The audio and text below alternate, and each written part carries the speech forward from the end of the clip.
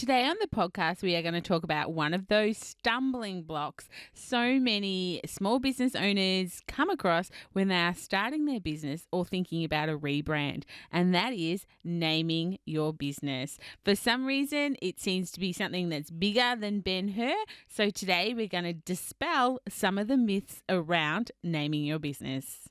Hey, welcome to the Small Business Made Simple podcast, brought to you by socialmediaandmarketing.com.au. Being in business is never easy, but it can be simple, or at least simpler. Join me, your host Jen Donovan, every week where we focus on marketing, social media, and working towards simplifying your business. You with me? Let's do this. Gonna dream it big, 'cause someone out there listening.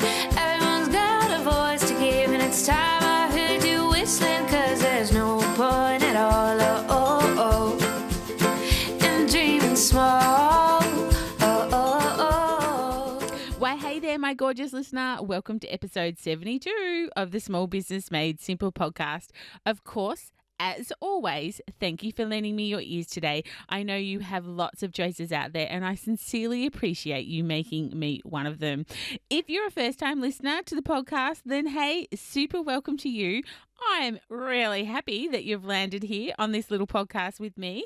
I am, of course, the host, Jen Donovan, and it's my job via this podcast, social media, and pretty much everywhere else I hang out to make your business life simpler. Because I know that business can be lonely, it can be hard. Sometimes it's complicated and it's rarely easy, but it definitely should be simple or a little bit simpler. So that, of course, is my commitment to you here on the Small Business Made Simple podcast. Of course, one of the ways that I can help make your life a little bit simpler is in my Facebook group, Like-Minded Business Owners. If you haven't joined that, then I would love to see you over there to have a bit of a conversation and get to know you like you're getting to know me through this podcast. Of course, just go to Facebook and search Like-Minded Business Owners, or you can head to the show notes and find the link there. The show notes, of course, will be at socialmediaandmarketing.com.au/72. Today, I'm having a discussion with the lovely Jessica Osborn from Jessica Osborn about naming your business. I've had a few discussions, and I'm also seeing lots of comments and discussions online about people who have taken this whole COVID-19 change in their work habits by the horns and are starting to think about what owning their own business might look like, either as a full-time gig or maybe just a side hustle. But either way, there's definitely a change in the air coming when it comes to the small business landscape, and it's been brought on by this thing that we've all had to go through in the early stages of 2020. Naming a business is probably one of the hardest tasks around creating a business, or at least we give it so much weight that we think we need to agonize over it for long periods of time. And the truth is, as a small business owner, yep, you the small business owner, that if you just show up consistently, it'll actually do more for your branding than any logo or any color palette or any name actually ever will. Just you showing up as you is the best branding that you can possibly do. So keeping that in mind, and when and if you decide to start your own business, or even if you're in business now, just keep that in mind. But today, to give you some insights, I've asked a fellow marketer and LinkedIn friend to come on and have a bit of a chat with me, because Jessica's business is her name and my business isn't. Of course, Jessica is Jessica Osborn and mine is Social Media and Marketing Australia. And I wanted to share some ideas, some thoughts, some wisdom around both business name ideas, meaning do you name your business after yourself or do you name your business something else? And so that you can hear the pros and cons of both sides and to help you make a better decision when it comes to your own business name, I wanted to have someone from the other side of the fence come on and have a bit of a chat. Even perhaps if you're just thinking about a rebrand, and you're already in business, this could be a really great episode for you as well. Jessica, of course, is a business coach and a marketing consultant in sunny Queensland, where I would really love to be right now, just saying, as winter sets in. And she has lots of experience in the corporate sector, as well as in small business. She seemed like the perfect person to have this conversation with. And it is a conversation. It's like two marketers chatting away about marketing and sharing everything that we know, which always makes for a really great conversation. So even if you're not thinking about renaming or rebranding, I promise you an episode where two passionate marketers get to talk about marketing for like 30 minutes, it's well and truly worth your time to take a listen. So I hope you enjoy the episode with the beautiful Jessica Osborn. Jessica, I'm really excited that firstly that you reached out on LinkedIn and connected, but also to have you on the podcast to talk about something we haven't talked about on the podcast before. But before I get into that, could you please tell my audience a little bit about yourself? Yeah, sure, absolutely. So I am an ex-corporate marketing girl, I guess you'd say. I spent 20 years in corporate marketing before I became a business coach, and actually two online businesses. So my first one I started back in 2010, and it was in a totally different kind of space. This one I am using all of my own experience and knowledge and really helping other businesses with their marketing strategies. So I work with mainly service-based businesses because that's where my corporate background is, and helping them with what their marketing strategy is, but that's so intertwined with their whole business strategy. So I'm looking at what are they offering, who are they offering it to, how are they packaging it up, and how are they attracting those people then. So once we know that core, we can work on the marketing activities and how they're going to get all those lovely ideal customers coming into them. So I guess that's what I do in a nutshell. I do work with clients one-to-one. I've got a group coaching program as well. And this year I've launched into the online course space. So I have got, that same process with the strategy there in an online course for people who love the DIY approach. Yeah, beautiful. And what a great time to be having an online course available. We are recording this at the start of April 2020. So we are currently still in lockdown. So lots of time, maybe, for some people to do some new learning. Now, Jessica, I've got you on the podcast because we're really just to have a bit of a chat, but with my audience about naming your business. Now, and I guess your business is Jessica Osborn, which is clearly your name, whereas my business is Social Media and Marketing Australia. So I really just wanted to have a bit of a chat with another marketing expert about why you would name your business either after yourself or why you would not name your business after yourself, and the pros and the cons of both. So for my audience, what was the process for you? Because I'm sure it was very different to mine, but why did you decide to name your marketing business Jessica Osborn?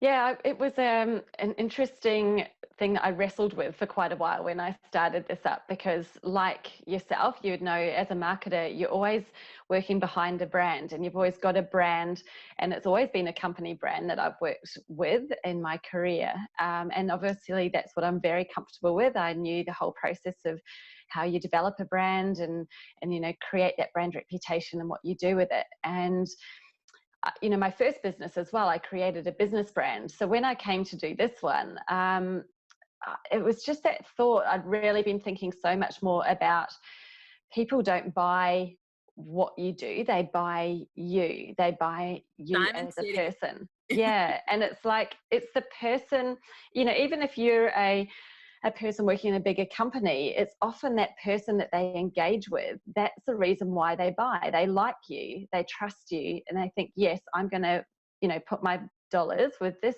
person's company because I have that connection, I have that emotional feeling. And, really when I'd been thinking about it over those years, I was like, it's really that emotional connection that makes people want to buy. And there's no better way of having it is by being yourself. And obviously they're buying me as a business coach. It's me, it's my experience, it's me as a person who's going to be coaching them. I'm not going to be everyone's cup of tea, absolutely not, but that's totally fine. I know that I need to attract the people who are the right people for me, and I'm the right person for them. So yeah, I did, I went through that process, and I suppose one of the things people most fear, and probably the one thing I had to figure out, well, is it the right thing to do or not, is what happens if you expand the business and it's not just you anymore, and or you get to a point where you want to sell it and the business is named you. No one else wants to buy your name as the business, right? And they're probably, I think, the two things that people would be being risk averse. If you're definitely one of those people who are very risk averse, that would be the thing that's stopping you from naming it as yourself, because you're worried about those two factors. So I guess I can talk through how I thought about it and why I decided to go the way I did. Firstly, when expanding the team. So I think that's the easiest one to get over, because as the headline person of a company, you're still attracting the people. And yes, you might have employees and staff, but I think that when you realize that it is you and your expertise and you're the headline person of that brand, you're still the main person attracting people. So it's okay that there are other people working there and working for you. You can still have the business branded as yourself. It doesn't have to be you doing everything. You outsource, you have a team. You might be the person doing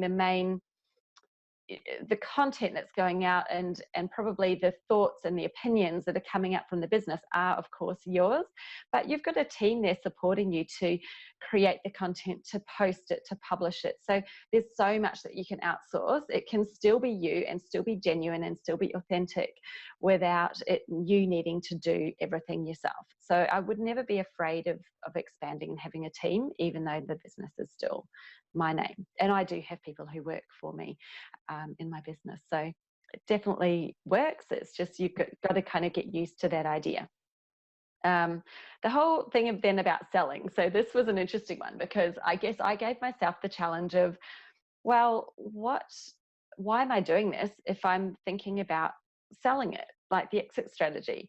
And is there anything wrong with just doing a business for as long as I want to do it for, and then deciding to wind it down at the end? Like, not every business you're always creating as something to sell.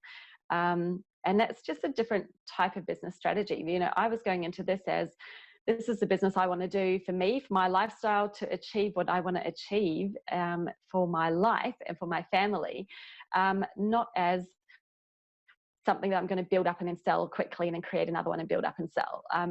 That wasn't why I'm doing this. It's not my purpose. It's not my reason. I'm doing it because I'm very passionate about what I do, and I want to share my experience. And, I will adapt and grow this business in however many ways I want to while I have it. And when it's done and I'm finished with it, I might be able to package up parts of it and sell it off to somebody, and they can rebrand it, or we can go through that rebranding process together and help people merge over. But I think that it's not a cut and dried black and white decision. I don't see a huge risk in doing that as well. It will be what it is, and when it comes to that time, there's certainly ways that you can still sell parts of the business if you want to. So having your time again, would you make the same decision where you sit in your business now? Because we evolve as people, we have probably evolved in our businesses since we started out. Would you make the same decision now to name the business after yourself? Yes, yeah, I would, 100%. Yeah. Yeah. Okay. So I guess my, like some of the points that you highlighted were exactly what ran through my mind. And I guess we're two, consultant type service-based businesses, but this very much applies for retailers as well, like people who want to start a retail business. Maybe it's clothing or shoes or whatever that might, a fruit shop, and it's just like, should I name the business after me, or should I name it something else? And that's sort of, I guess, where my journey started. So my first business, or not my first business, my business before this one was the Kitchenware Queens. Mm. So we had a retail business. It was my best friend and I in a partnership, and we went through a rebrand, and that's the name we came up with. And the strategy we used was, starting with the end in mind, which you said before, and I guess I kind of carried that strategy through as well. But I kind of think that I wasn't in the right space to name the business after me to start with. I'd Mm. sort of come from this retail space, loved social media and marketing, absolutely knew that I could help other small business owners learn from what I had learned, but wasn't quite confident enough, I'd have to admit, if I was being totally honest, to name the business after me. And I did that, start with the end in mind. It was kind of like, well, what do I want from this business? What would it look like in 5 years, 10 years, and that sort of. Mm-hmm. But quite, I don't know, hilariously, or however you would like to say, social media and marketing came from the fact that the URL was free. For domain names, and I typed in socialmediaandmarketing.com.au and it came up and it was free, and it was like, seriously? Well, not anymore. I'll have that. Because I guess I came from the space of, business name should say what you do. And if you name the business after yourself, you just put a little tiny tagline underneath it that, creates that same emphasis, which is no doubt what you've done as well. Yeah. But yeah, so for me, it was kind of like, a little bit like, oh, it must be destiny, the URL. Yeah. And that is such a good point, because I do advise people who are going for a business brand to try to include some search keywords in your business name, and that obviously would be in your URL as well, because it makes it much easier for people to find you, and it makes it more memorable. But that is as well one of the reasons why I promote having your own name as your business name, because people only need to remember one thing. They need to remember your name. It is you. So yeah, I guess the one of the cons would be someone who's doing a search for social media marketing or business coach, whatever it is. Unless I have really optimized my profile very well for those terms, then it may be harder for me to be visible than somebody who has that as their brand name. But of course you can optimize it, and I tag on business coach and marketing coach to my name on Facebook and on my website and in all of the places where I am, on LinkedIn as well. And I know that people do find me through keywords, as well as, obviously people have heard of me and then search my name. So I guess there's probably in the beginning a slight disadvantage, because you need the time to build up your search visibility with the keywords. But it was definitely one of the things that I thought about. And I do, like you say, if someone's not going down the path of using their own name, then absolutely that's the right thing to do, is to use your keywords. Yeah. And I suppose, I'm probably fluffing my own bed to think that, I can come up for social media and marketing when I just started my business. Like, can you get more highly competitive words other than perhaps accommodation? Like, they're the highly competitive words I could have thought of. So yeah, absolutely.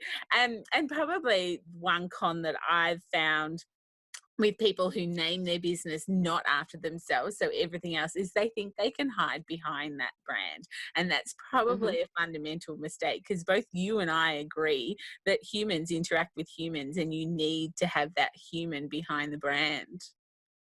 Yes, absolutely.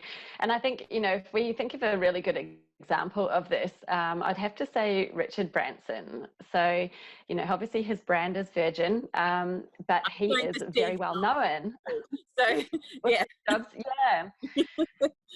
But I think that Richard Branson is such a great example of this, because we all know his values. And his values come out through his business brand. So even though his brand is Virgin, it has very much Richard Branson's values and personality, and his whole take on what his mission is funneled through that brand, and it's really obvious.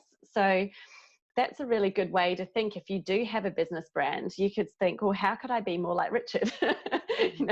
How can I need to step out and be alongside my business brand and become part of it and be so intertwined with it that the business brand is me and I am the business brand a bit as well.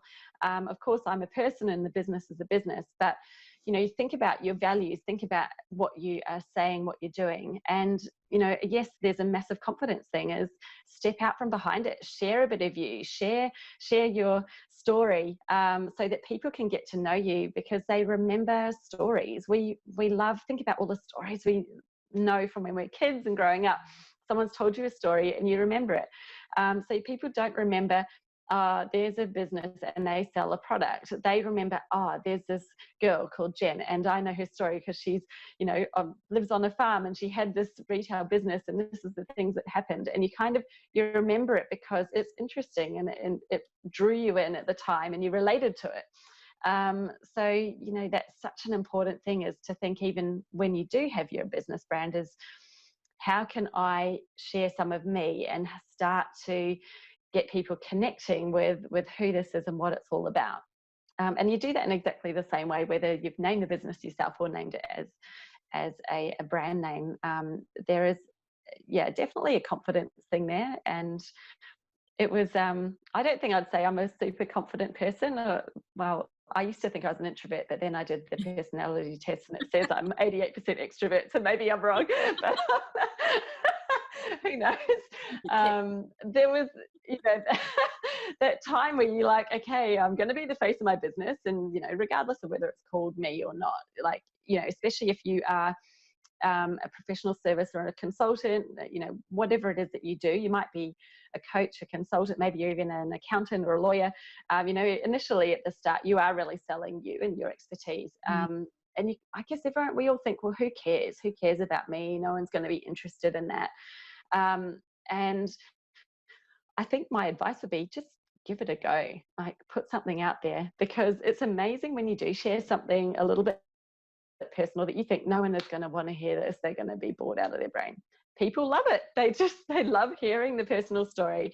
They love to know that you're a real human, that everything in your life's not perfect. If you can tell a story where you've come to realize something and you're sharing it because you're hoping to help other people who are back where you used to be, and now you're here and you've got this insight, sharing some of those insights that are based on a personal story of yours has so much more meaning for people because they can see that you've now moved from that and you've gone to the next place and they could get there too. It's amazing how much people love that. So I think the first thing is just not to be scared. Don't care what people think. They aren't sitting there judging you. They're actually sitting there thinking, wow, I wonder if this person could help me, or I wonder if I could do that too. And a lot of the time they actually just admire you for being able to talk about it or being able to get out there and put yourself online or, photos and in the limelight, whatever it is. Don't feel that you're on stage because there's that much content out there. Like, it's not every person is not seeing it. You obviously want people to see it, but the reality is that unless you're a massive star or a celebrity, not lots of people are going to see it until you start getting a lot bigger with your audience. Just start, put it out there. Absolutely. And I guess when I was doing, a little bit of research and a bit of soul searching, because this is a topic I sort of did want to cover because it's something that I am asked a lot, and there was no use me trying to give advice on both sides of the fence because I don't live on both sides of the fence. But when I was doing a bit of soul searching, I think my inability to name it the business after me at the outset, which is 3 years ago, came from my days in law. So I spent my first 18 years or so of my working career in law, and I think getting your name up on the law firm, that was massive. Not something I ever aspired to do, but that had so much power and wealth behind it that I think that probably carried on for me into small business. And I know I asked you before if you would make a bit different decision, and you said no. I actually think I would. I think if I was starting a business now, I would actually make a different decision. And if you, typed in jendonovan.com.au, my website appears type of thing. Like I do have the URL, but yeah, so it's very interesting how past experiences can, I guess, direct future experiences. Yes, definitely, they do. And it is, it does take some getting used to, because none of us are used to being ourselves. And, you kind of are like, do I think I'm some sort of celebrity or something, like naming a business after myself? Like, no one actually knows who I am. You do feel a bit like an imposter and a bit of a fraud at first. Um, and I think the funniest thing was that one of the ways I got over it was actually just trying to laugh at myself and think, like, if I just take this as it's part of the journey, I'm experimenting. I'm going to share a bit of my journey. I started doing a vlog right in the beginning before I sort of launched properly, and I was filming the vlog, so doing these videos, and I had my baby strapped to me in the baby carrier, and I was like, I'm just doing this is real life. This is me. Like, I'm not putting the fake brand on it or anything. Like, I'm being me. And I think doing that, I filmed them, and then I didn't really want to watch them because I always think I sound terrible when I listen to myself. So I used to just like publish them on YouTube before I'd even look at them, so that I couldn't like back out of it. And I'd go, right, it's up there. Okay, well, what's happened now? Nothing. Okay, so it wasn't so bad, was it? No. So you're like, then you do the next one. And I think the weirdest thing that I still not struggle with, but the only thing I find odd now is when you say, well, who are you and where are you from? And I'm like, I'm Jessica Osborn from Jessica Osborn. Like, that feels weird. I'm like, I need to be from something. Like, what am I from? I'm from me. It's me. That's probably the weirdest thing. I think that I'm not sure how to say it and sound cool and not laugh. Anyway, Actually have no advice for you there other than just try to sound cool. Yeah, just say it with confidence, and everyone will think, yeah, that's it. And then the poor person on the other end go, oh, whoops, sorry. Yeah. Oh, yeah. But I really, the point, I guess, at the end of the day that we need to emphasize is it doesn't matter which way you choose, whether you name a business. And if you're going to name a business not after you, then I would really suggest that the business does say what you do somewhat, unless you've got a big marketing budget such as Apple or McDonald's or something like that. It is hard to brand something that no one knows what it is unless you have a really good tagline as well. But at the end of the day, whichever road you decide to take when you're naming your business, and I guess just taking one step back from there before I talk about that, this is a time when quite a few people may be thinking about starting their own business and not going back to corporate or not going back to work, because we are in 2020 change. But either way, you've got to become the face of your business. Whichever road you take, you can't hide behind that business. Yeah, definitely. And I think the other thing as well is, even though no matter what you choose, you can adapt it. And if you decide that you want to incorporate your name, or you decide if you name it yourself and then you want to become a business brand, you can do that over a few steps. Do a little bit of doesn't have to be cut off from one to the other and a full rebrand and start from scratch. You can actually transition one from the other so that you take your brand equity with you, just by making some tweaks. So you sort of would add, your name to the business names, so it becomes the two are seen together. And then over time, you can gradually drop off the bit that you want to drop off. And that's the way that I would do it. And again, that's another reason why I just think, drop the fear. Like, there's no fear in whatever you choose. You can still change it down the track if you change your mind. If you feel like, actually, I do want to be my own brand, then that's great. You can add you can change it to that. Or if you go the other way and it becomes this huge company and it's the landscape's changed and it's not appropriate to be branded you anymore, you can really easily incorporate a business brand and transfer that equity over onto it, and which is something that I'd thought about. That's my kind of my vision of, if I grow the business into something that I want it to be a little bit separate to me, and then I have my bit in the business as another part, then that's what I would do as well. Yeah, sort of and I guess grow a brand. if you if you have the business not named after yourself, such as Social Media and Marketing Australia, and you want to Mm, transition into yourself, as long as you have been showing up consistently, as you know, on video, on hmm. social, and that sort of thing, I think the transition would be really quite easy. It would make sense to your audience because they already know who you are, they already know your name, they already know all your Yeah. stories because you've been, so open and honest, Mm. and sharing that knowledge and that experience that I think it would be quite seamless. Yeah, absolutely. It's sort of, one is the primary, one's the secondary, and then you get to a point where they're kind of a bit equal, and then you can just flip it. Yeah. And then, you can drop the other one off if as you want to. So yeah, absolutely. Yeah, yeah, yeah. So I guess at the end of the day, just being you works, whichever way you go.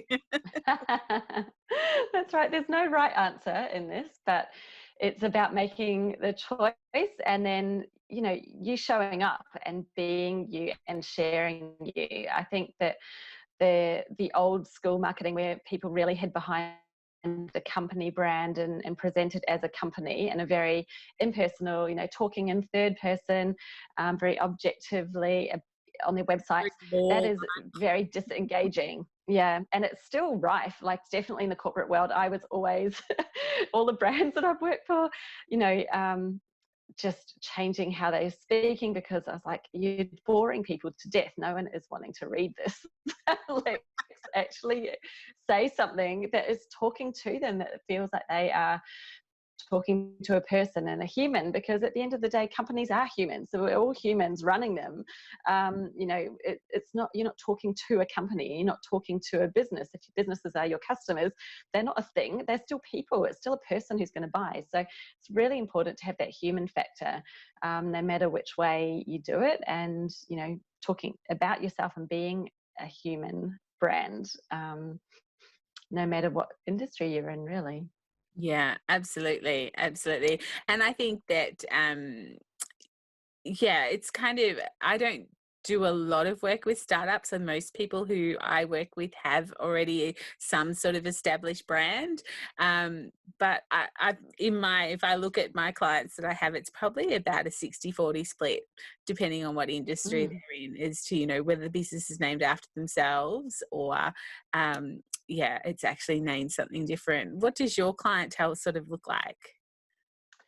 I'm just trying to think if there are any that have named it after themselves. I think every single one has got a business brand. Yeah. Um, and yeah, surprisingly, some of them should have. And, I definitely coach them on how to come out from behind their brand, Mhm, and become the face and share something about themselves. mhm. But no, interestingly, they are all business brands. I think that is the norm. I would say that there are a lot fewer people who've named their business after themselves. It would be more of a newer thing. I guess as the coaching sort of side, industry is really growing, and consulting and people more working for themselves, as opposed to going into necessarily a practice. I think a lot more people are sort of starting their own business, and that's probably going to see it grow, where we are seeing more and more people choosing to name a business as themselves. But yes, it is interesting. I am seeing people starting to transition a lot though, where they are, getting their name out there, because they know they've got to share themselves. So Mm. it's going to be very interesting to see what happens over the next few years.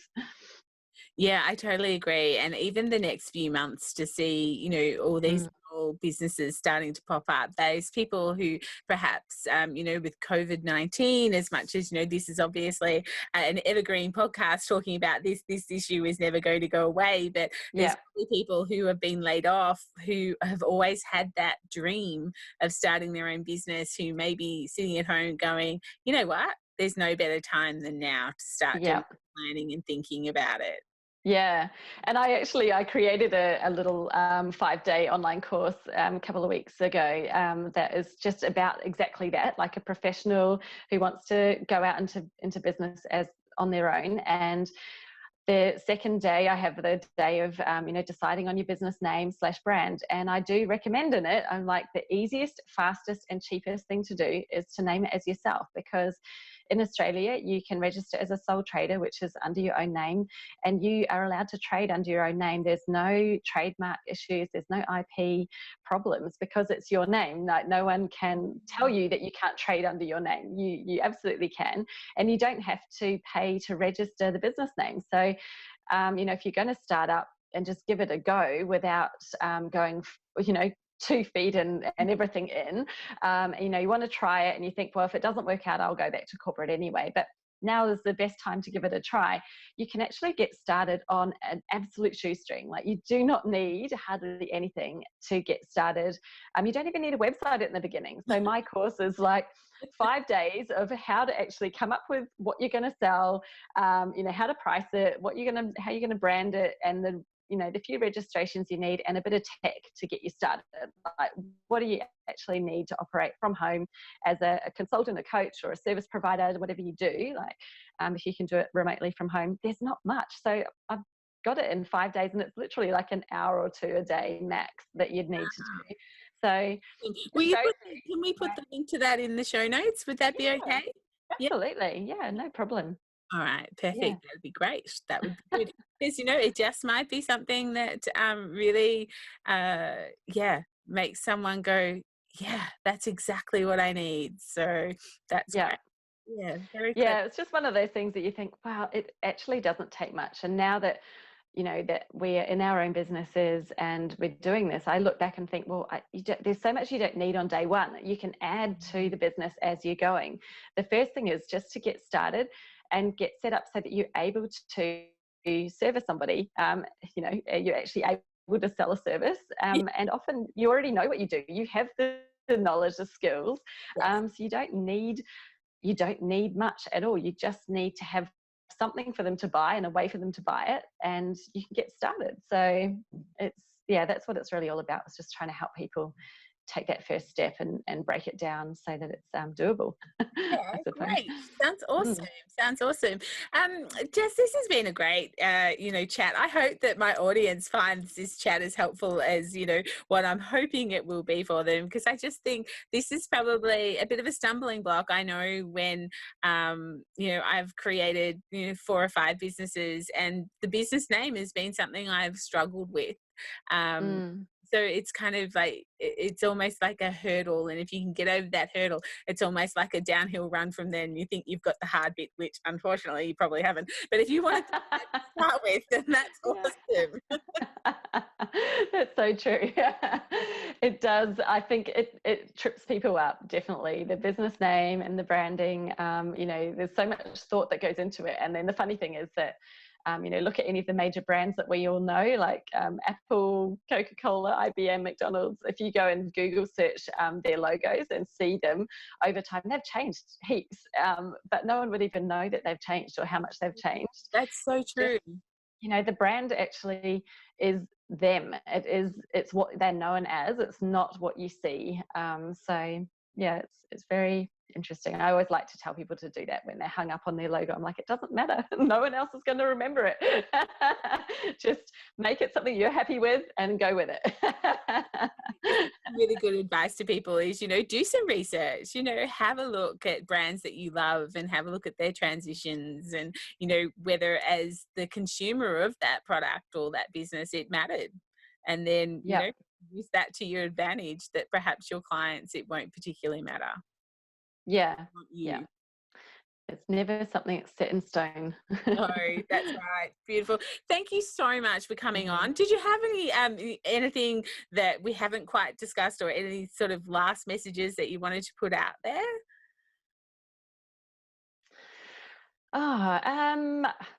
We've covered so much. I think, I guess just right now to be talking about your business, even if you're in a place where you're not currently fully operational, it's still not a time to go quiet, because you want to still be in people's awareness. And, it's a really great time to be building your email list, communicating with people.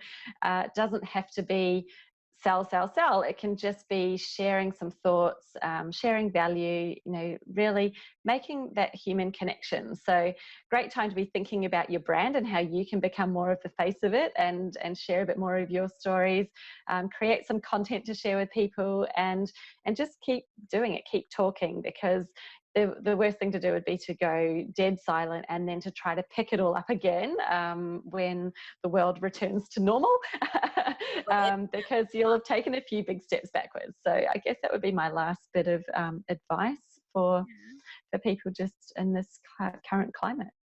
Beautiful. Thank you. Thank you so much for coming on and sharing your knowledge. It's always great to talk to another, marketer who, thinks like I think. I love these types of conversations, and I could probably talk for hours, but I'm not sure my audience would appreciate everything I would like to talk about, because marketing may be not quite their passion as it is ours. So thank you so much up your time and having a chat and just showing the other side of what naming a business can look like.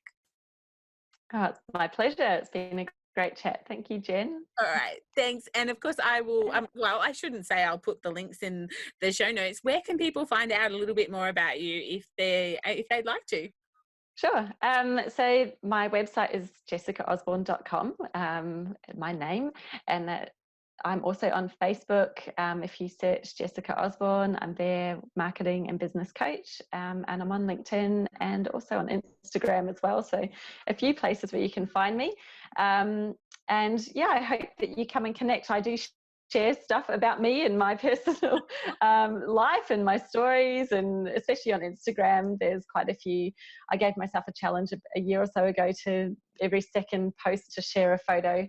So I do, and I'm still going. So it's at times can be challenging, but I get there. Yeah. Well done. Well done. We're all challenging ourselves for lots of things. Yeah. Perfect. All right. Thank you so much again, Jessica. I so appreciate your time today. No problem. Thanks, Jen. I really enjoyed our chat, and I hope that you did too. I hope it's helped you get some clarity over your business name or any branding blockages that you might have right now. Of course, all the links to Jessica's things are in the show notes at socialmediaandmarketing.com.au/72. But that is all for episode 72, and I will be back next Thursday with another great episode to help you simplify your business in 2020. If you're enjoying the podcast, which I'm hoping you are because you've made it to the end, I'd love you to press that subscribe button if you haven't already, and maybe share this episode with another superstar business owner who's doing the daily grind and would really appreciate someone making their business life a little bit simpler. Of course, if you leave a rating or a review, if you have 2 seconds or maybe more like 2 minutes, I would so love and appreciate that. And of course, massive virtual hugs to you if you find time to do that. I will see you next week on the podcast for episode 73. But in the meantime, let's hang out on social and get social on social. You'll find me on Instagram, Facebook, and of course, my little favorite platform of LinkedIn. But wherever you do, my small business peeps, please remember, as my opening song says, there is no point in dreaming small. Tell it like you feel it, say it proud, be true, and let us see you for the star that you are.